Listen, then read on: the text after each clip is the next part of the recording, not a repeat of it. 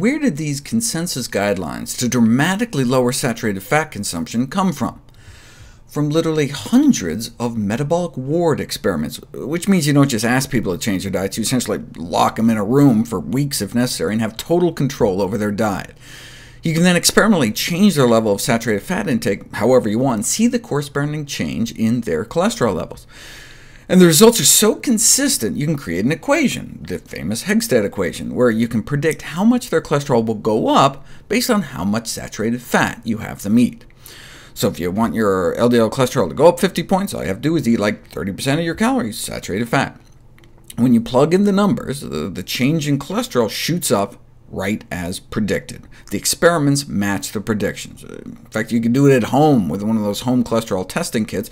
Eat a stick of butter every day, watch your cholesterol climb. Not rocket science. And look at this. This was 1965. We've known about this for 50 years. They even keep calorie intake the same. Increases in saturated fat intake are associated with highly significant increases in LDL bad cholesterol. Now, your good cholesterol goes up a bit too, but that increase is smaller than the increase in bad, which would then translate into increased heart disease risk overall. So if you feed vegetarians meat even just once a day, their cholesterol jumps nearly 20% within a month.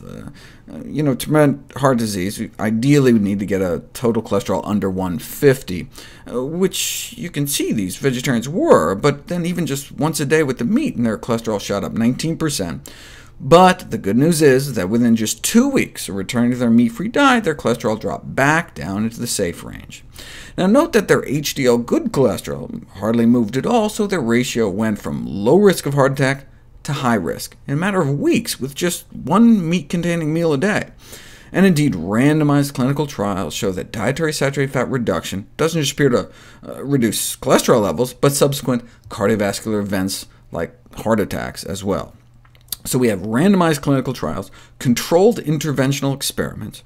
These are our most robust forms of evidence, right? So no wonder there's a scientific consensus to decrease saturated fat intake.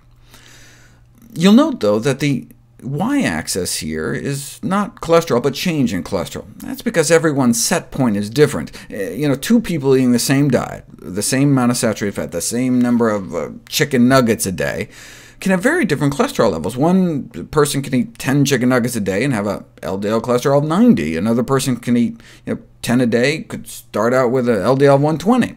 It depends on your genes, but while our genetics may be different, our biology is the same, meaning the rise and drop in cholesterol is the same for everyone. So if both folks cut out the nuggets, the 90 might drop to 85, whereas the 120 would be expected to drop to 115. Right?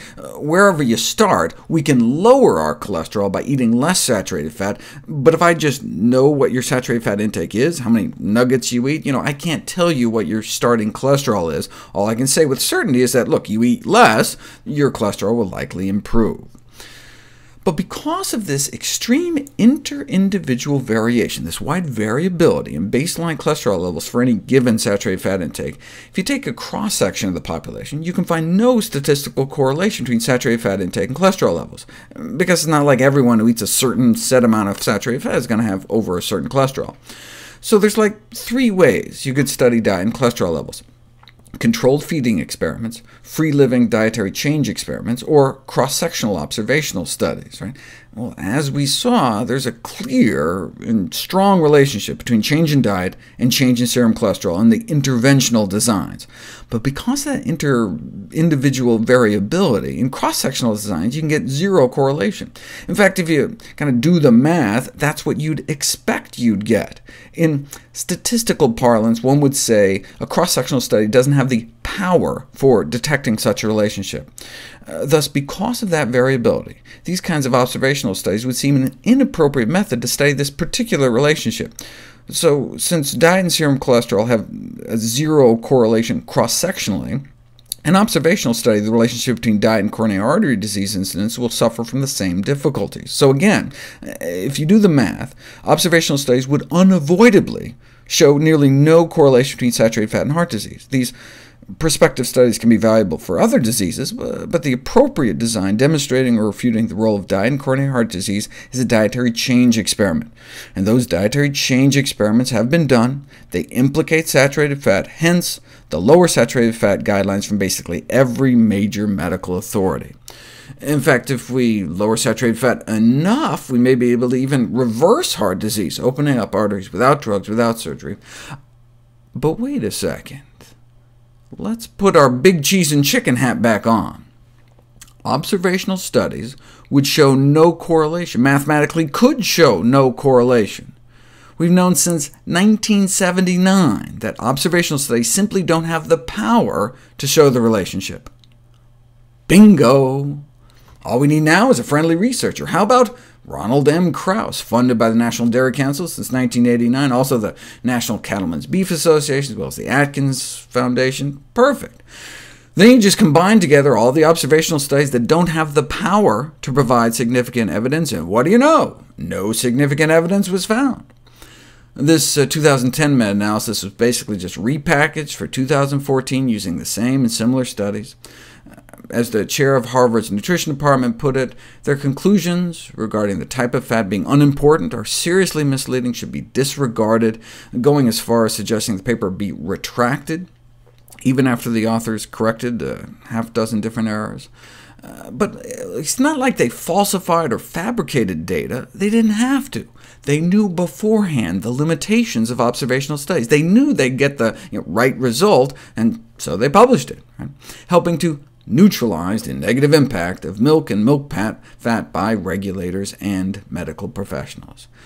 And it's working, brags the dairy industry. Perceptions about saturated fat in the scientific community are changing. This is a welcome message to consumers who may be tired of hearing what they shouldn't eat. They don't have to convince consumers, just confuse them. Confusion may be easily misused by the food industry to promote their interests. It's like that infamous tobacco industry memo again, right? Doubt is our product. Doubt is our product since it's the best means of competing with the body of fact that exists in the mind of the general public. They don't have to convince the public that smoking is healthy to get people to keep consuming their products. They just need to establish a controversy. Some science say it's bad, some science say it's not bad. Conflicting messages in nutrition cause people to become so frustrated and confused they may just kind of throw up their hands in the air and eat whatever they want, which is exactly what saturated fat suppliers want, but at what cost to the public's health.